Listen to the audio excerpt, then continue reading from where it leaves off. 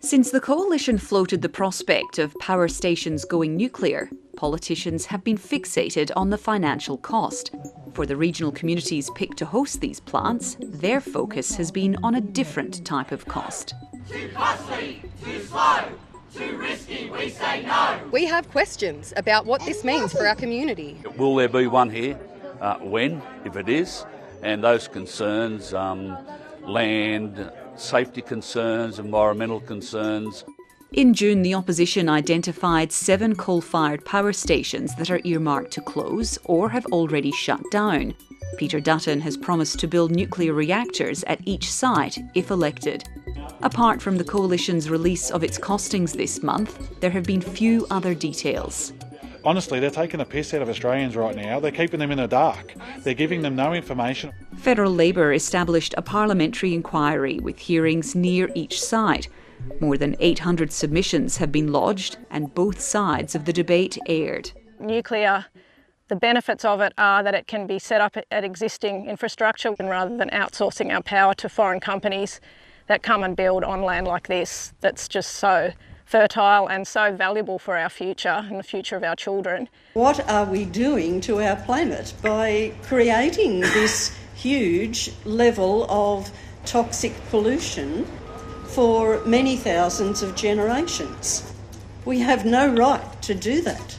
The hearings were also a chance to vent frustration. The proposal was launched onto the community without any of these of this kind of level of dialogue that's required. When witnesses asked for more details, they were told to wait. Before you condemn something, make sure that you're across the facts. And at this stage, we don't have them all available. We're in opposition. The regional communities want to know how the nuclear waste will be transported and stored and whether the technology and infrastructure are safe.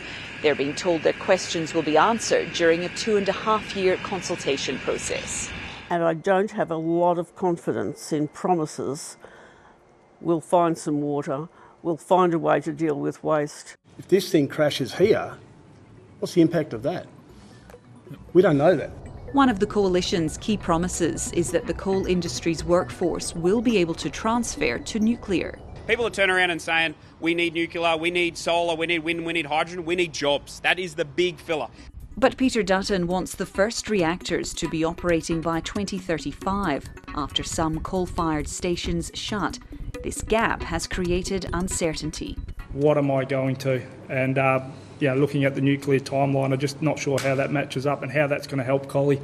I think we need to be looking at new industry, manufacturing. It's also stirred resentment. People have become more disenfranchised and they're more susceptible to suggestions that jobs in mines and jobs in coal-fired power stations can be saved because they don't see anything being replaced. Witnesses hope any future consultation doesn't replicate the turmoil created during the rollout of solar and wind projects. The thing that really gets to me, though, is the division of our community. There's so much fear, anger, false facts.